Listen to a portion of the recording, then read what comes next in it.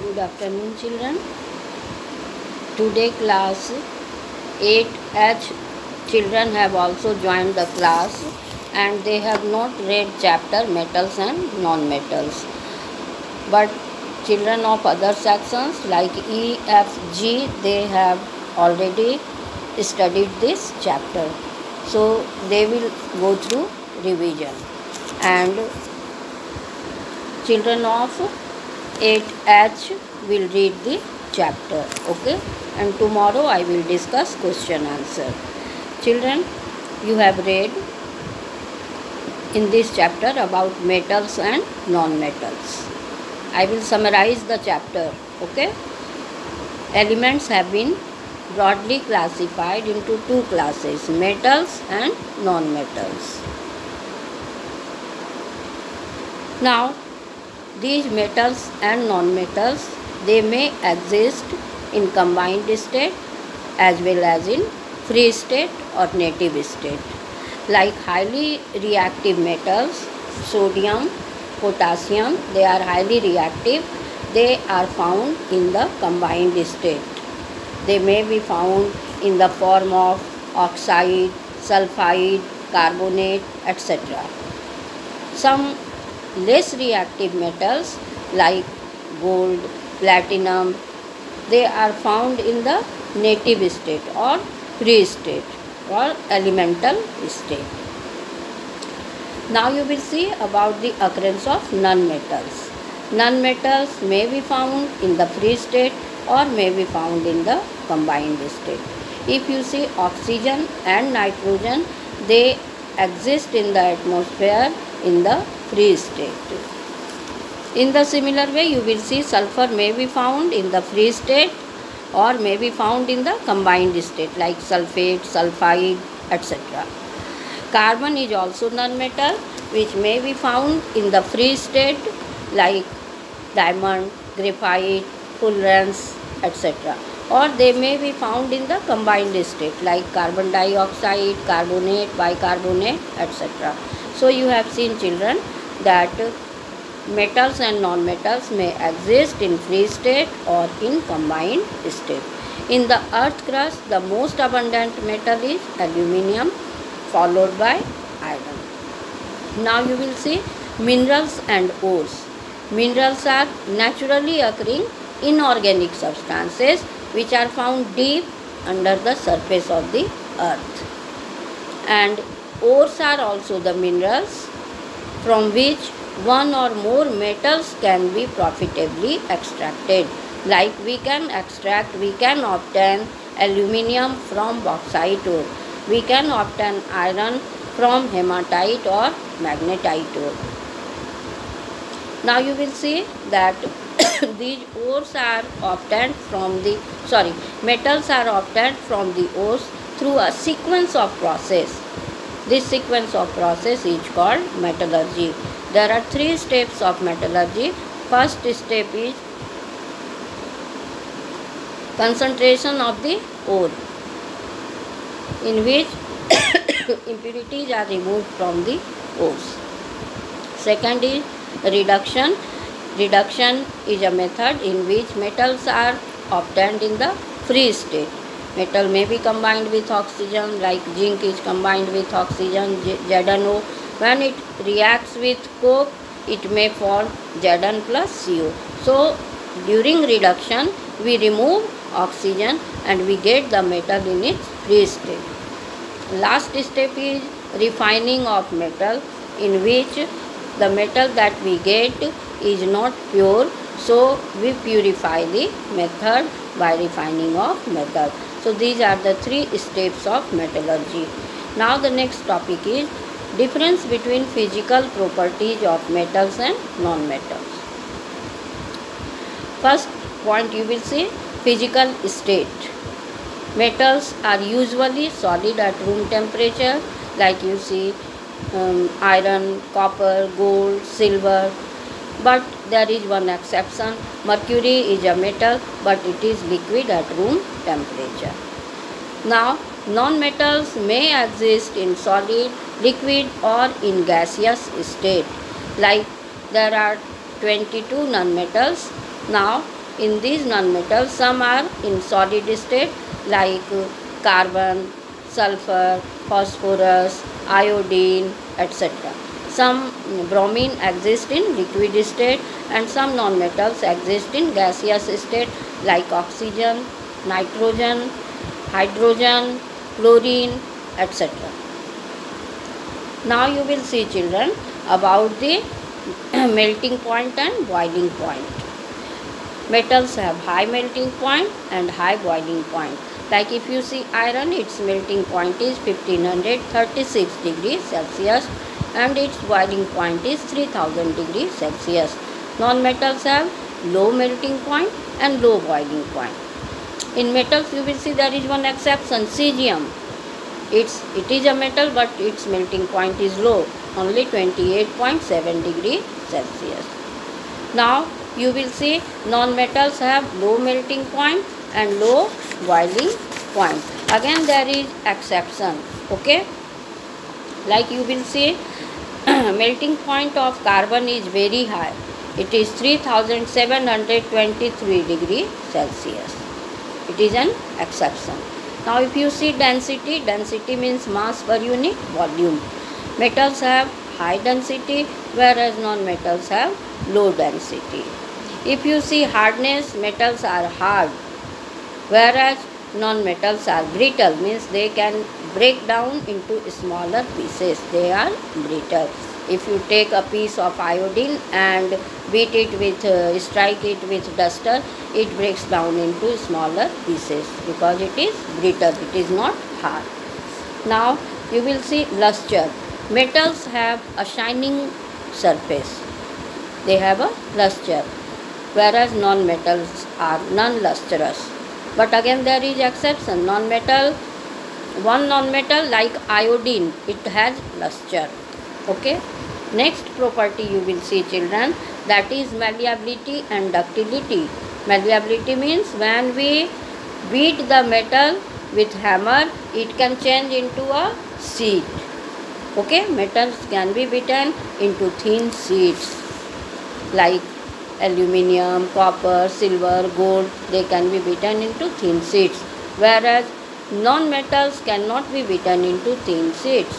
This property is called malleability. Metals are malleable, non-metals are non-malleable. Metals are ductile, means they can be drawn into thin wire. Only from 1 gram gold we can make 2 kilometer long wire, means they are ductile, whereas non-metals are non-ductile. Now the next property you will see, that is tensile strength. Metals can bear a lot of strength without breaking.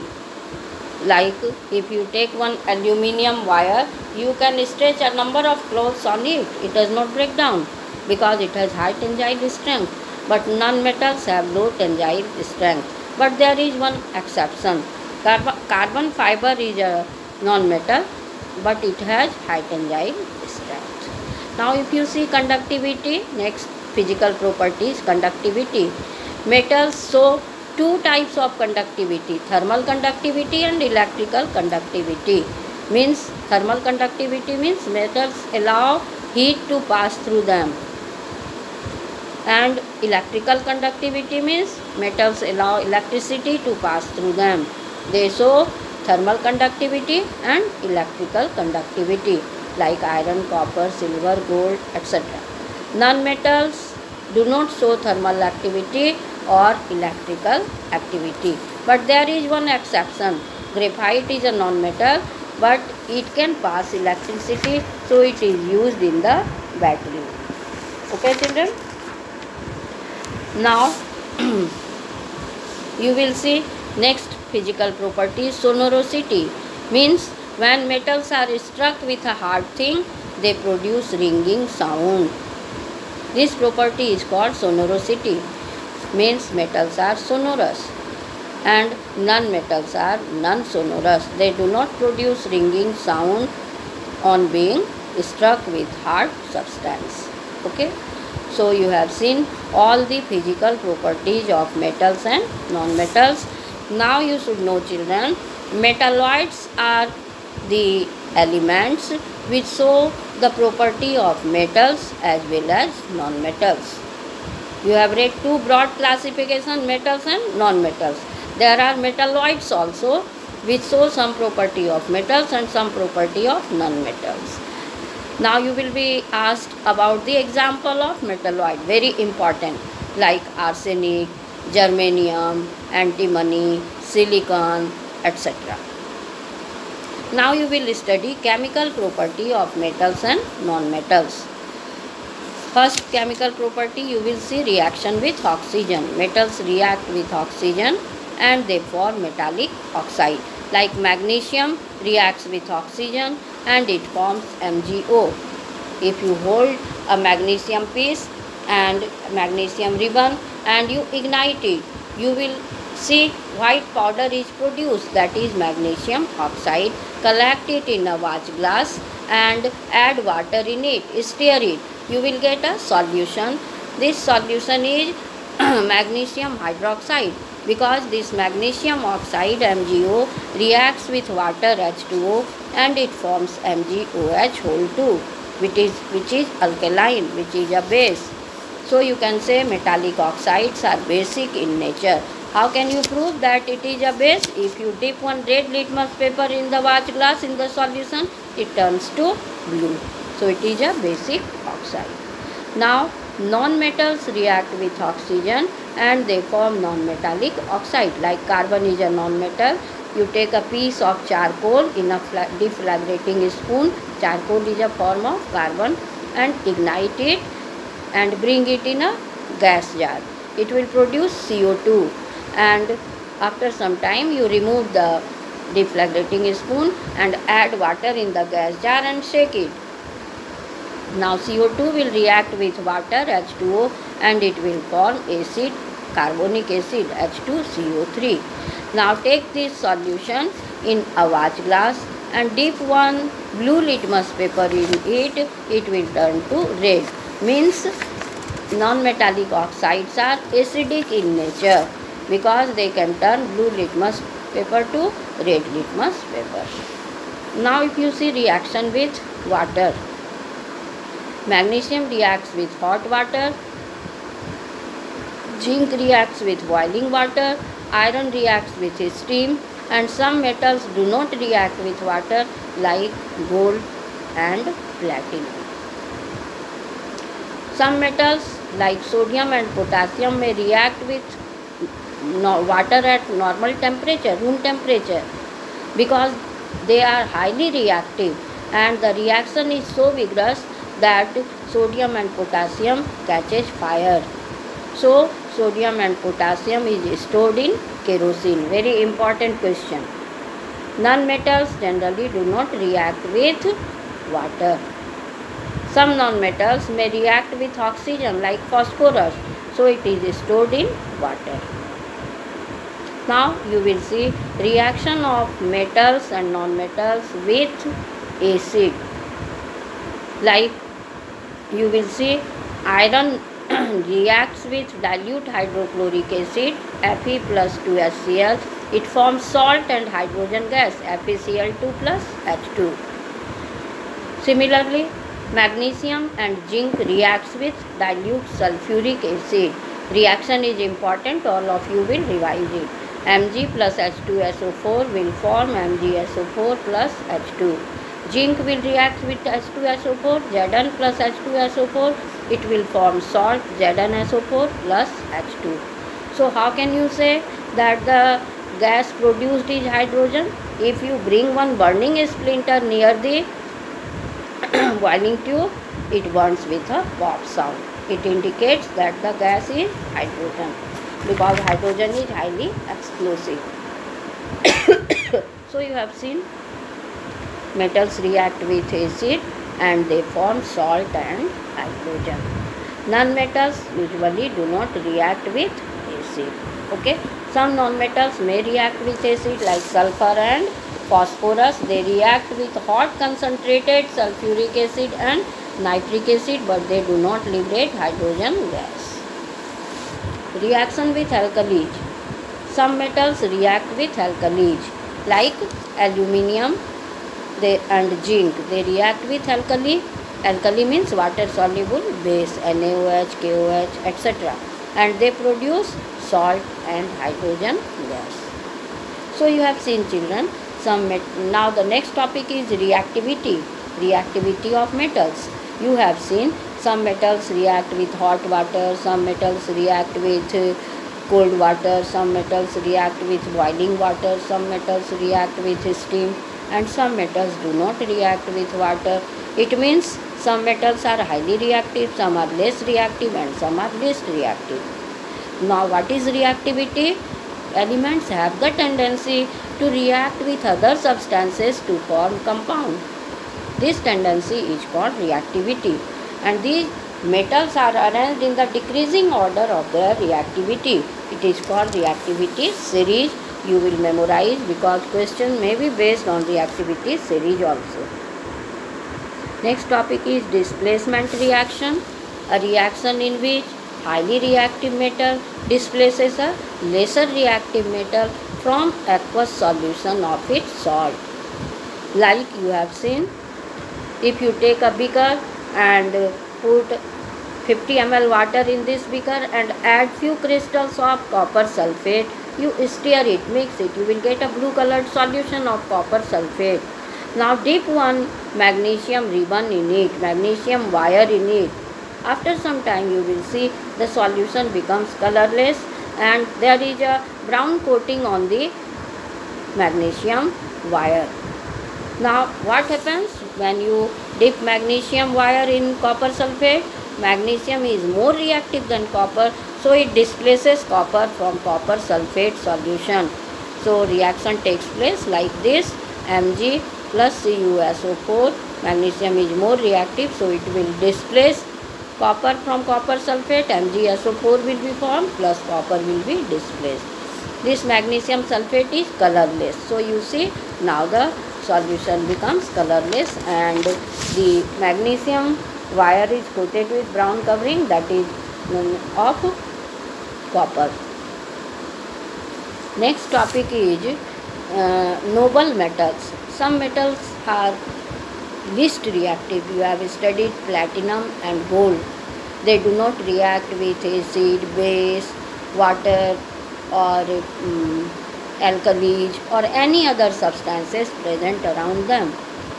They are least reactive and they are not chemically affected by the substances present around them. They retain their luster for a longer time. They do not get tarnished, they retain their luster for a longer time. And they are highly malleable and highly ductile, means they can be beaten into thin sheets and they can be drawn into thin wire. So due to these properties, gold and platinum are used for making jewelry. Gold is also used for electroplating, means we can coat copper or silver with gold by passing electricity. So gold is used for electroplating of silver and copper, and platinum is used in dentistry and it is also used in making scientific tools. Okay children, now you will see pure gold is 24 karat gold. Purity of gold is measured in carat. Pure gold is very soft, so it is mixed with copper or silver to make the ornaments. Okay, 22 karat gold means 22 out of 24 part, 22 part is of gold and 2 part is either of copper or of silver. Now the next topic is usage of metals, non-metals and alloys. You have read children about the metals like gold, silver, platinum, iron, copper, aluminium. These are the metals. Metals have been used from the ancient time. Okay, they play very important role in the development of the civilization. You know children, the name of some age in the history is based on the name of metals like Bronze Age or Copper Age, Iron Age, etc. because they were used. So On the basis of their use, the name was given. Now you should know about the use of some important metals which are used in our day-to-day life, like iron. Iron is used to make electromagnet, to make cooking utensils, agricultural implements. Okay. Next you will see iron is is very useful. Next is copper. Copper is used in electrical cable. It is also used in electrical fitting. Copper wire is used, and copper is also used for making cooking vessels. Next you will see, children, aluminium. It is a light metal, so it is used to make aircraft bodies. It is malleable, so it is used to make aluminium foil that is used for packaging of food material and medicines. Okay. Aluminium is also used for making cooking vessels. Next you will see silver. It is used to make some decorative item, used to make medals, used to make ornaments, etc. Gold is also used to make ornaments. It is also used in electrical contacts in computer. In computer also it is. Now you will see what is alloy. Alloy is a homogeneous mixture of two or more metals or metals and non-metals. Mixture is of two types, homogeneous and heterogeneous. For example, if you take a beaker with water and you add sugar or salt in it, you stir it, you get a solution. Now in the solution, can you see the sugar and water separately? No. So if the components are not seen separately, that mixture is called homogeneous mixture. Now if you take a beaker with water and add sand in it, stir it. Now you will see sand and water separately. So components can be seen separately. Such mixture is called heterogeneous mixture. Alloy is a homogeneous mixture of two or more metals or metals and non-metals, like bronze, brass, or steel, stainless steel, duralumin. All these are alloys. Alloys are better than metals. Why? Very important question. Because alloys are stronger, harder, and resistant to corrosion. Okay. For example, if you put one iron rod in the open air, it may be rusted. Means it reacts with oxygen and moisture present in the air, and a brown covering is formed over it, that is called rust. Okay. But if you put one stainless steel item in the air, it will be not rusted. It is an alloy, it is better than iron. So you can say alloys are better than metals. Now the last topic is about the uses of non-metals. All of you know the name of non-metals like oxygen, nitrogen, sulfur, phosphorus, carbon. All these are non-metals. Now you should know about the use, like nitrogen is a non-metal that is used to make fertilizer, that is used for the growth of the plants. Similarly, phosphorus is also used to make fertilizer, and it is also used in matchbox industry. You see, at the top of the matchstick there is a swollen portion, that is phosphorus. Okay. Now the next non-metal is iodine, that is used as an antiseptic. Oxygen is used for the survival of the living organism. Nowadays, children, you have seen COVID. During COVID, what happens? The patient do not get sufficient oxygen and they may die. So oxygen is very important for our breathing, for our survival. Now if you see carbon, it has two forms, diamond and graphite. Both are considered as non-metal. Diamond is used to make ornaments, and it is also used to make It is used in cutting and grinding tools.